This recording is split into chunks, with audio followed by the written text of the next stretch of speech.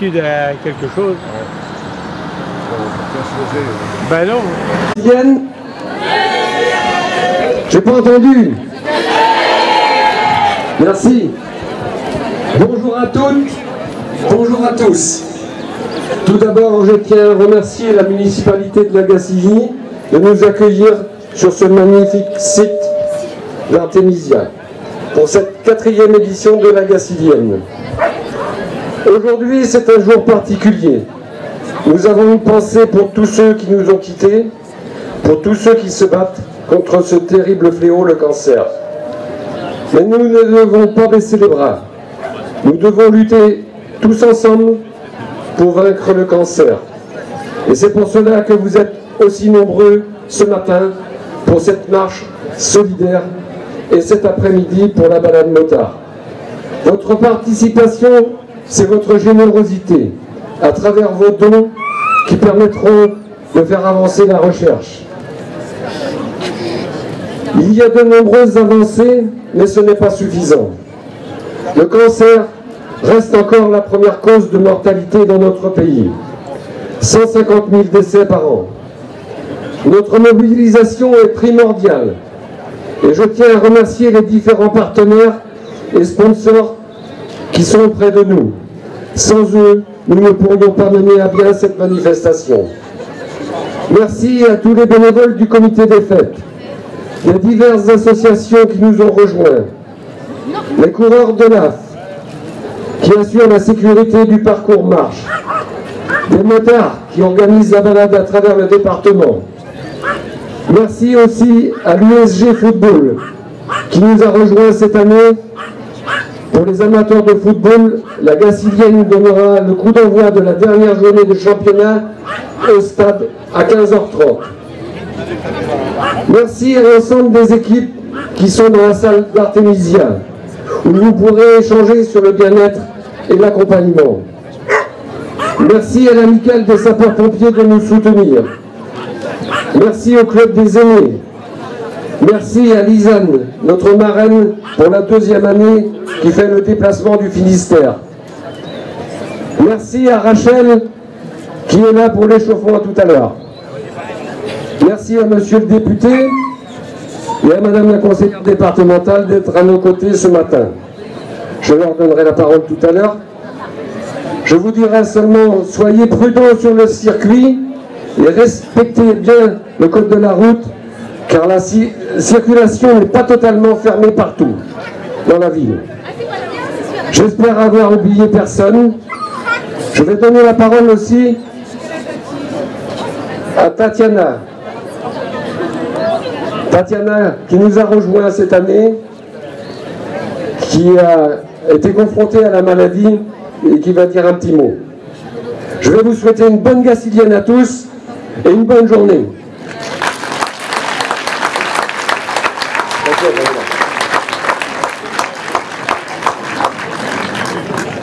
Bonjour à tous. Je vais m'exprimer devant vous, ça risque de ne pas être très évident, donc pardonnez-moi si parfois peut-être ma voix va vaciller. Je m'appelle Tatiana, j'ai 33 ans et j'ai été diagnostiquée d'un cancer du col de l'utérus à l'âge de 30 ans. Lorsqu'on vous annonce que vous avez un cancer, vous vous demandez quelles sont vos chances de vous en sortir. Du jour au lendemain, vous vous inquiétez réellement du nombre de jours qu'il vous reste à vivre. Et par-dessus tout, ma plus grande crainte a été celle de ne pas avoir cette chance de voir grandir mon enfant. Le 14 avril 2020, c'est confiné avec mon chéri que nous avons fêté la première bougie de notre fils. Et c'est le lendemain que je me dirigeais vers le centre Eugène Marquis à Rennes pour ma première séance de radiothérapie, suivie de chimiothérapie et de curithérapie. Jamais je n'ai pensé pouvoir être concernée par ce cancer, pas à 30 ans. Et pourtant, oui pourtant il n'y a pas d'âge. Nous y sommes malheureusement bien trop souvent confrontés, de près ou de loin. Mais c'est porté par l'amour de mon homme et de mon fils que j'ai trouvé la rage de me battre. C'est soutenu par ma famille, mes proches et accompagné de ma meilleure amie. Avant chaque séance et durant mes consultations oncologiques, que j'ai affronté la maladie. C'est aussi en croisant des petits guerriers sur mon chemin que j'ai appris à ne pas me plaindre et à sourire malgré tout, comme eux le font si bien. Car peu importe ce que la vie vous réserve, vous pouvez toujours décider comment surmonter cette épreuve. Un jour, un très bon ami m'a dit « C'est l'histoire, ce petit cancer. Je suis partagée entre la peur et la confiance. Le mot cancer, ça fait toujours un peu peur, forcément. Mais d'un autre côté, en l'appelant petit cancer, j'essaie de minimiser l'affaire. Aussi cancer soit-il, ça se soigne. C'est sûrement pas lui qui va te faire trembler. Ce combat, c'est comme un match de boxe. Il y a le physique, il y a le mental. Prendre des coups fait partie du jeu, mais ça donne encore plus envie de mettre à terre l'adversaire. » Finalement, cet ami assis dans les gradins, durant tout ce match de boxe pour m'encourager, m'a permis d'y croire avec sa vision des choses, de croire bien plus que quiconque en ma guérison. Et oui, le combat, vous le menez rarement seul. Vous vous battez pour le gagner à plusieurs. Vivre la maladie n'est pas facile. C'est comme un tsunami qui vous submerge de l'intérieur. Mais accompagner un malade peut l'être tout autant. Bien qu'on aimerait pouvoir épargner ce qu'on aime, en s'efforçant de les écarter à certains moments, pour pouvoir les préserver et ou se préserver, on réalise parfois tard qu'ils sont finalement notre plus grande force. Ensemble, on est plus fort. Alors merci à toutes ces personnes qui aident à mieux vivre le cancer. À présent, je suis en rémission depuis presque 3 ans. Je suis suivie de près, au moins pour les 2 prochaines années. Mais surtout, je vais bien. Et j'avance, avec une toute autre vision de la vie. Alors si je prends la parole aujourd'hui face à vous, ce n'est pas pour le plaisir de vous livrer un bout de mon combat face à la maladie, mais pour vous dire à quel point j'ai eu tort de ne pas m'en méfier. Le cancer du col de l'utérus, bien qu'il soit devenu peu fréquent, reste grave, potentiellement mortel et est évitable. Près de 3000 cas de cancer du col utérin sont diagnostiqués chaque année en France. Plus de 1100 femmes meurent chaque année de ce cancer. 3/4 des femmes ont moins de 65 ans au moment du diagnostic. Les cancers du col de l'utérus sont principalement dus à une infection persistante, d'une durée de 10 à 15 ans, par des virus appelés papillomavirus humain. L'infection par un virus HPV est très courante, puisque 8 adultes sur 10 contraignent cette infection au cours de leur vie. Seulement on en guérit le plus souvent spontanément, naturellement. Mais dans 10% des cas, le virus persiste au niveau de la muqueuse du col utérin et provoque des lésions précancéreuses, susceptibles d'évoluer vers un cancer.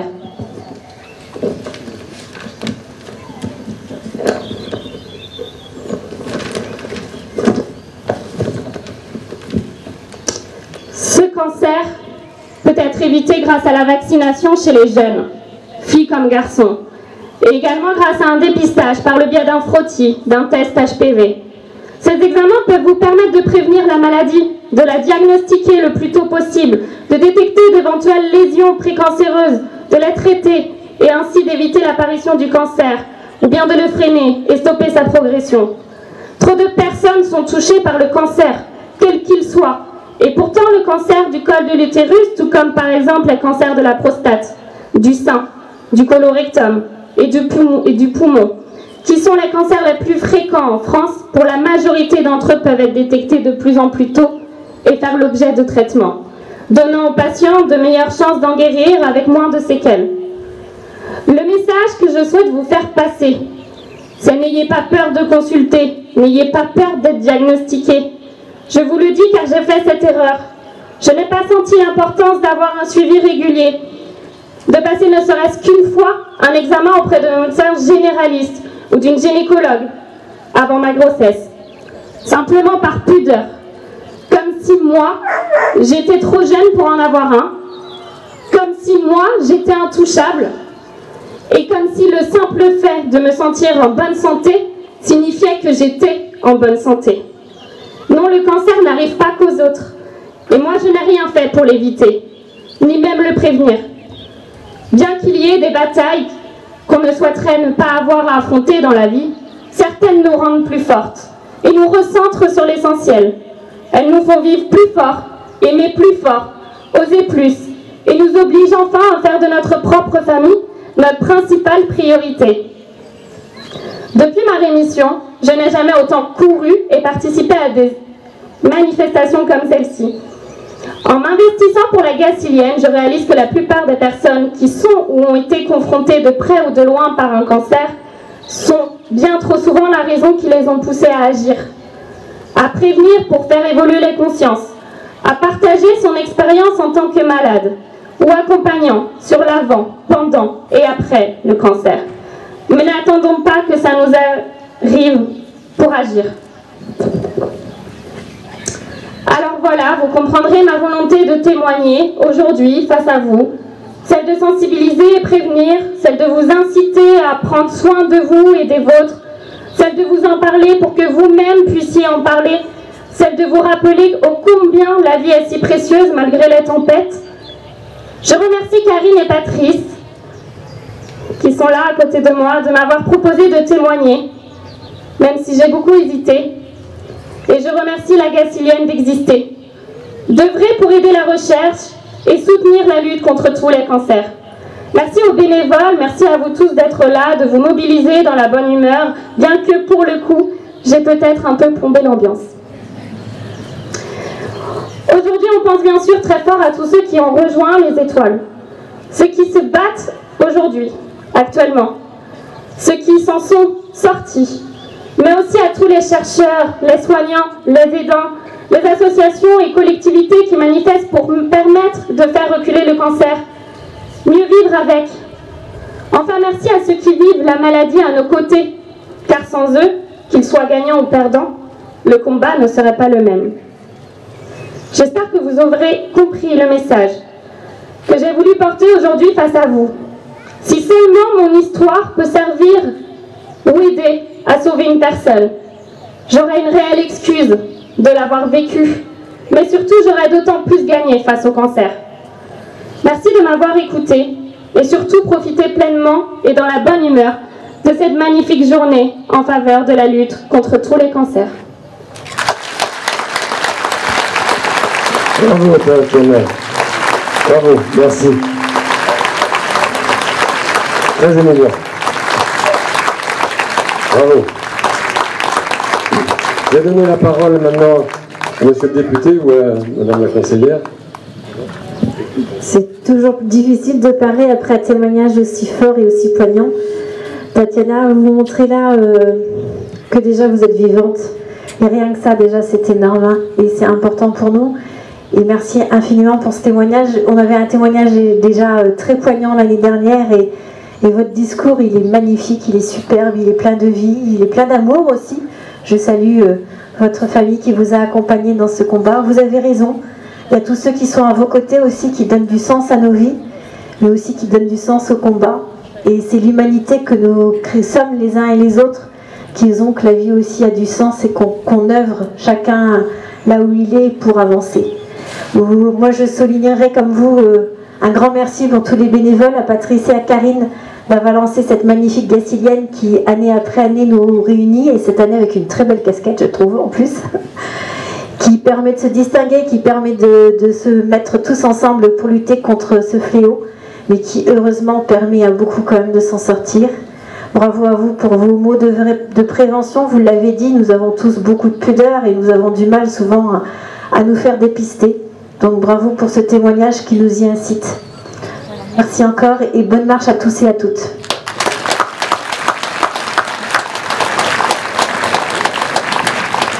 Donc la Gacilly va vivre aujourd'hui avec une marée verte qui va passer dans ses rues. Alors merci à tous pour cette organisation, les bénévoles bien sûr, la municipalité. Je vois de nombreux conseillers municipaux qui sont là aujourd'hui avec leurs casquettes ou leurs t-shirts.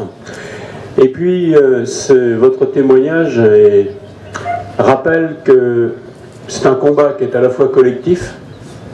Alors collectif parce qu'évidemment on a besoin de services de santé, et Dieu sait si je me bats pour cette question-là et si je le fais depuis longtemps, parce que pour dépister, encore faut-il avoir des médecins.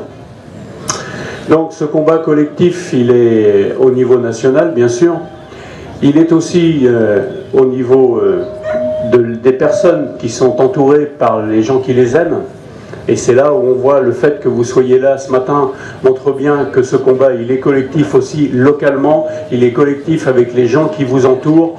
Et c'est vrai que c'est pas facile forcément d'en parler, c'est pas facile de porter une croix supplémentaire, je dirais, avec cette maladie. Et donc le soutien des proches est particulièrement important. Et puis c'est un combat individuel aussi. C'est un combat individuel parce que la médecine a parfois j'allais dire des résultats qui sont parfois assez incroyables. C'est-à-dire que des gens qui sont condamnés, comme par hasard, quelques années plus tard, ils sont toujours là, ils sont plus malades. Comme quoi, quelquefois, on ne sait pas comment véritablement ça fonctionne.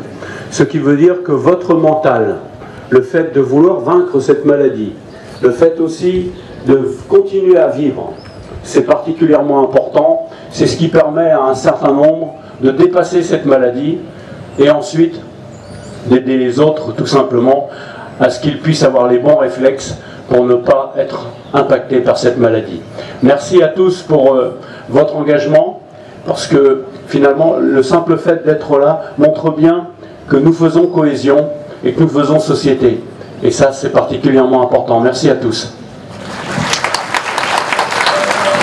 Merci Paul, merci Mariannick. Et maintenant on va se diriger vers le départ. Mais avant, il va y avoir Rachel qui va venir nous rejoindre.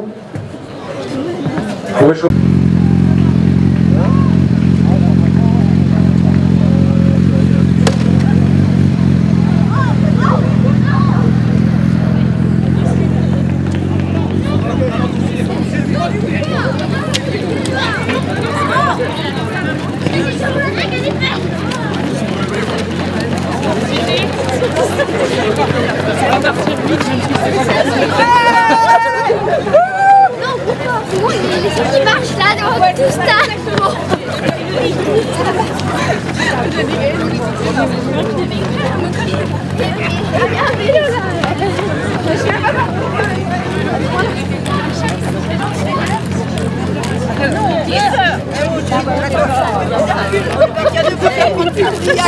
Vous êtes filmés.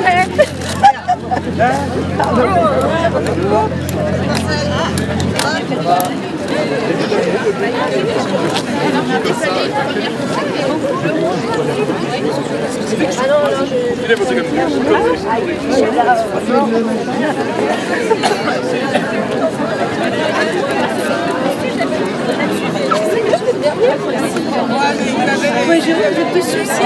Et Patrice et Nina.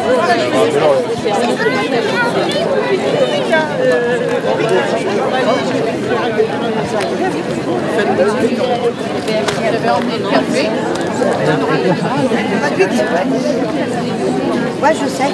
Mais non, pas là.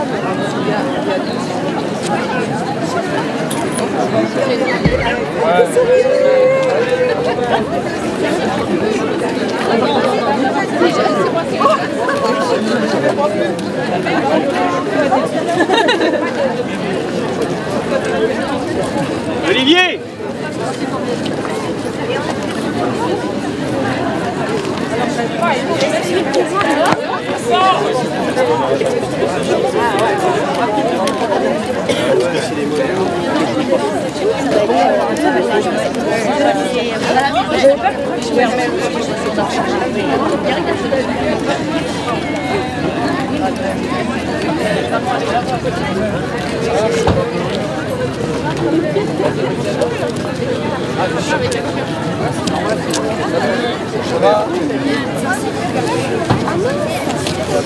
Ouais, il n'est pas perdu, il fait quand même sa boule. Mais moi, ça va. Salut avec la elle est prise,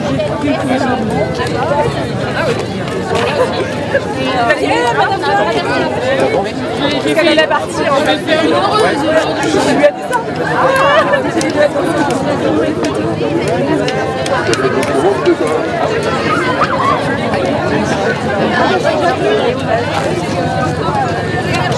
Ah non, mais ça chouine après. Ah non. Jamais il chouine. Alors là, franchement. Ah non. On repère les lieux parce qu'on a la maison en face. Oui. On a encore les gens que tu connais là.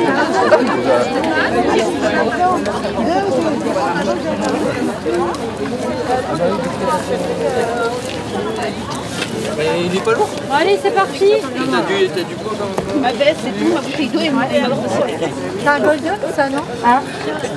Tu as le droit d'aller au milieu de la route quand même là.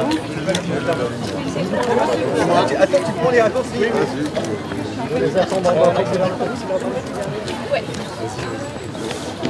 Bonjour, vous allez bien?